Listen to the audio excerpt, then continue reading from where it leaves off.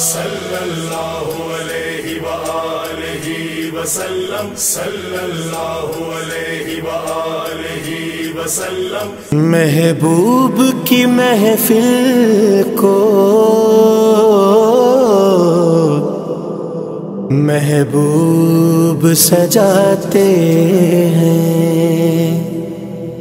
اعوذ باللہ من الشیطان اللعین الرجیم، بسم اللہ الرحمن الرحیم، وبہ نستعین وہو خیر معین، وصلی اللہ علی محمد وآلہ الطاہرین، اما بعد فقد قال اللہ تبارک و تعالی فی محکم کتابہ المبین وقولہ الحق وہو اصدق الصادقین۔ بسم اللہ الرحمن الرحیم، لقد کان لکم فی رسول اللہ اسوۃ حسنہ، صدق اللہ العلی العظیم۔ ناظرین کرام، السلام علیکم ورحمۃ اللہ وبرکاتہ۔ سید احسن رضا نقوی آپ کی خدمت میں حاضر خدمت ہے۔ ایک مرتبہ پھر قائم ٹی وی کینیڈا کی جانب سے جو نشریات جاری و ساری ہے ماہ مبارک ربیع الاول کے عنوان سے، آج کی نشست میں جس موضوع کو ہم نے آپ کی خدمت میں پیش کرنا ہے وہ ہے نبی اور آل نبی۔ یہ موضوع رسول اللہ کی ولادت کے عنوان سے اور آپ کی وفات کے عنوان سے پیش کیا جا رہا ہے ماہ مبارک ربیع الاول کے عنوان سے۔ اصل میں یہ موضوع اس لیے پیش کرنا بھی ضروری ہے کہ مسلمانوں کے مکاتب فکر میں رسول اللہ کی ولادت کی تاریخ بھی 12 ربیع الاول ہے اور وفات کی تاریخ بھی 12 ربیع الاول ہے، یا ربیع الاول کا مہینہ ہی ہے۔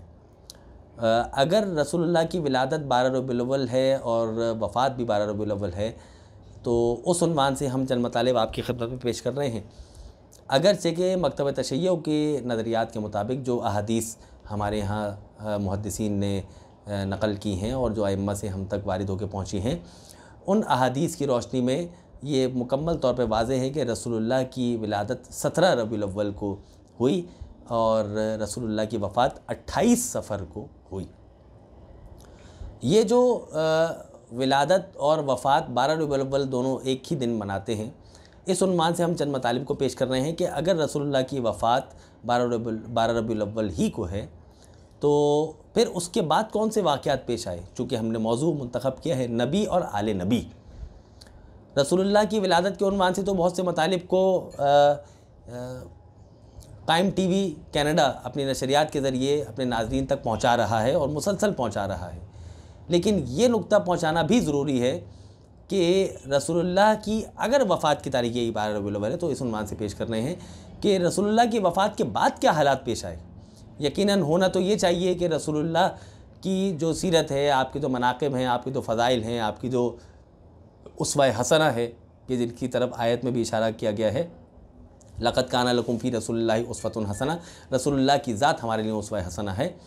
تو جب رسول اللہ کی ذات اسوہ حسنہ ہے تو پھر ناظرین کرام یہ بات غور کیجیے گا کہ ہونا یہ چاہیے کہ اس اسوہ حسنہ والے رسول کے جس کی سیرت کو ہم اپنی زندگی میں شامل حال کرنے کی کوشش کرتے ہیں، اس رسول کی آل، اس رسول کی اولاد، اس رسول کی ازواج کے ساتھ مسلمانوں کا اچھا سلوک کرنا چاہیے یقیناً رسول اللہ کی وفات کے بعد۔ جبکہ ہم تاریخ کے کتابوں میں یہ دیکھتے ہیں کہ رسول اللہ کی وفات کے فوراً بعد، یعنی وہ دروازہ کہ جس دروازے پر آ کے نبی کریم سلام کیا کرتے تھے، السلام علیکم یا اہل بیت النبوہ، اسی دروازے پر مسلمان آگ و لکڑیاں لے آئے، اور یہی مہینہ ماہ مبارک ربیع الاول۔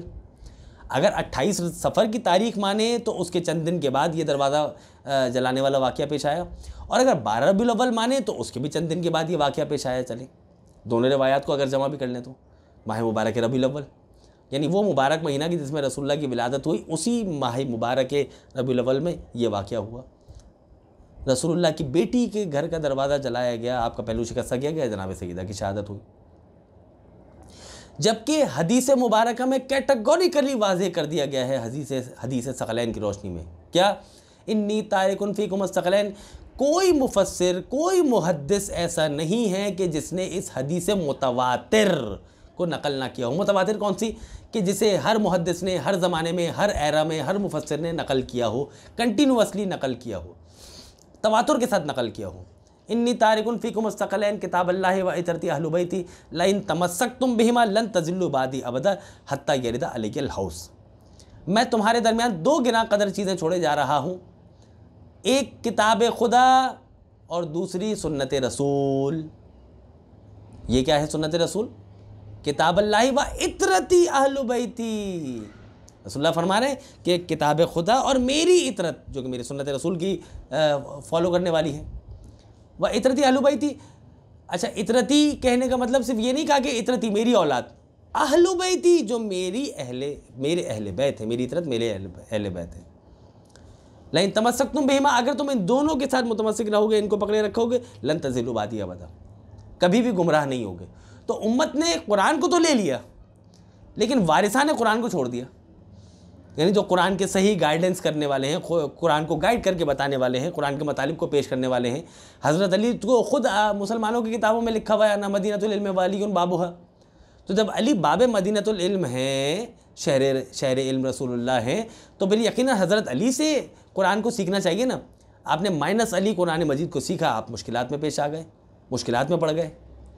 تو نبی اور آل نبی کا موضوع ہم نے اسی لیے منتخب کیا ناظرین کی خدمت میں کہ تاکہ عوام الناس تک یہ مطالب پہنچیں کہ اگر رسول اللہ کی وفات کی تاریخ یہ ہے تو یقیناً اسی مہینے میں یہ واقعات بھی پیش آئے کہ جن کو مسلمانوں کو اپنے ذہنوں میں محفوظ رکھنا چاہیے کہ یہ بھی تاریخ کا حصہ ہیں.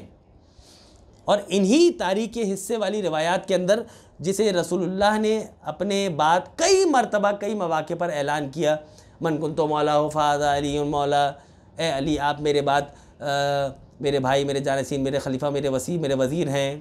ٹھیک ہے، یہ اور بھی بہت ساری روایت ہیں. اے علی آپ کو مجھ سے وہ نسبت ہے کہ جو ہارون کو موسیٰ سے تھی، الا انہ لا نبی بعدی، مگر یہ کہ میرے بعد کوئی نبی نہیں ہے، کیونکہ موسیٰ کوہ طور پر چلے گئے تھے تو اپنے بعد ہارون کو، اپنے بھائی کو چھوڑ کے گئے تھے. تو نبی کریم بتانا چاہ رہے ہیں کہ میں دنیا سے رخصت ہو جاؤں تو میرے بعد یہ حضرت علی ہیں. تو لیکن ہوا کیا کہ وہاں در سیدہ کو جلایا گیا اور یہاں حضرت علی کا حق غصب کیا گیا. تو یہ آل رسول کے ساتھ ہوا اور اسی مہینے میں یہ دونوں بڑے کام ہوئے. یعنی حضرت علی کا حق غصب کیا گیا اور جناب سیدہ کے دروازے کو آگ لگائی گئی کہ جس کے نتیجے میں جناب محسن کی شہادت ہوئی. اور اگر آگے چلتے رہیں تو پھر آل رسول کے ساتھ اور اچھا سلوک نہیں ہوا بعد وفات پیغمبر. ہونا کیا چاہیے تھا کہ بعد وفات پیغمبر آل رسول کو سر کا تاج بنا کے رکھنا چاہیے تھا. لیکن ہوا کیا کہ 35 ہجری تک آل رسول کا خلافت اور امامت اور وصایت اس عہدے سے دور رکھا گیا اور حضرت علی کو 35 ہجری میں خلافت ملی. اور پھر آپ نے کہا کہ الان رجع الحق الی محلہ، نہج البلاغہ میں فرمایا کہ اب حق اپنے اصل مقام پر پلٹ کر آ گیا ہے. اس کا مطلب یہ کہ حق اس سے پہلے اپنے اصل مقام پر نہیں تھا. یہ نہج البلاغہ کے خطبے شکشکیہ میں موجود ہے. پھر حضرت علی کی شہادت ہوئی، مسلمانوں نے حضرت علی کے سر پہ ضربت ماری، آپ کی شہادت ہوئی. اور اس کے بعد 6 مہینے مولا امام حسن مجتبیٰ کی خلافت کے ایام ہیں اور پھر آپ کو بھی خلافت سے دور کر دیا گیا اور پھر 49 ہجری میں آپ کی بھی شہادت ہے. اس کے بعد تو وہ واقعہ کہ جو تاریخ اسلام کا سب سے اہم ترین واقعہ کربلا، امام حسین نبی کے چھوٹے نواسے کو قتل کیا گیا. یہ نبی کی وفات کے بعد، اور میں دیگر ائمہ علیہ السلام تک نہیں جا رہا ہوں ورنہ اس کے لیے وقت بہت زیادہ چاہیے، کہ یہ واقعات تاریخ اسلام کے اوراق میں پھیلے ہوئے ہیں. میں ناظرین کرام کی خدمت میں یہ گزارش کرنا چاہوں گا کہ آپ اگر سیرت رسول کو پڑھتے ہیں تو پھر سیرت جاننے کے لیے ضروری ہے کہ ان کے گھر والوں سے رابطہ کیا جائے کہ جو حدیث کو نقل کرنے والے ہیں. حضرت علی سے رابطہ کیا جائے، جناب خدیجہ سے رابطہ کیا جائے، امام حسن سے رسول اللہ کی صفات پوچھی جائیں، امام حسین سے رسول اللہ کی صفات پوچھی جائیں، ان کی آل سے، امام محمد باقر سے، امام جعفر صادق سے، کہ ان کی احادیث سے رسول اللہ کی سیرت کو سمجھا جائے تاکہ نہ پھر ہذیان کا فتویٰ لگے، نہ نسیان کا فتویٰ لگے، نہ کوئی اور فتویٰ لگے. تو ناظرین کرام سے یہ گزارش ہے کہ آپ مطالعے کو بڑھائیں اس عنوان سے کہ رسول اللہ کے بعد رسول اللہ کی آل کے ساتھ کیا سلوک روا رکھا گیا. آئیے ہم اس موقع پر دعا کرتے ہیں کہ پروردگار عالم ہم سب کو سیرت رسول اور سیرت ائمہ طاہرین کو سمجھنے اور اس پر عمل پیرا ہونے کی توفیق عطا فرمائے. وما علینا الا البلاغ المبین.